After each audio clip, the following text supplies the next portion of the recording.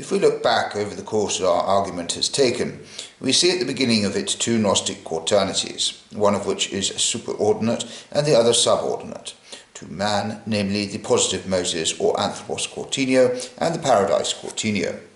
It is probably no accident that Hippolytus mentions precisely these two quaternities, or that the Nazians knew only these, for the position of man is, in their system, closely connected with the higher Adam, but is separated from the chthonic world of plants and animals, namely paradise.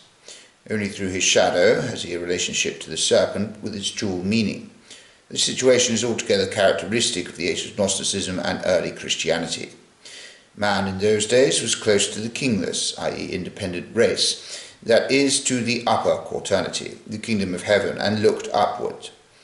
But what begins above does not rise higher, but ends below. Thus we felt impelled to symmetrize the lower Adam of the Nazians by a shadow quaternion. For just as he cannot ascend direct to the higher Adam, since the Moses quaternion lies in between, so we have to assume a lower shadowy quaternity corresponding to the upper one, lying between him and the lower principle, the serpent.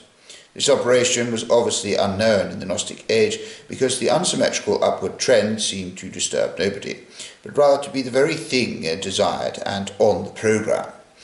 If therefore we insert between man and serpent a quaternity not mentioned in the text, we do so because we can no longer conceive of a psyche that is oriented exclusively upwards and that is not balanced by an equally strong consciousness of the lower man.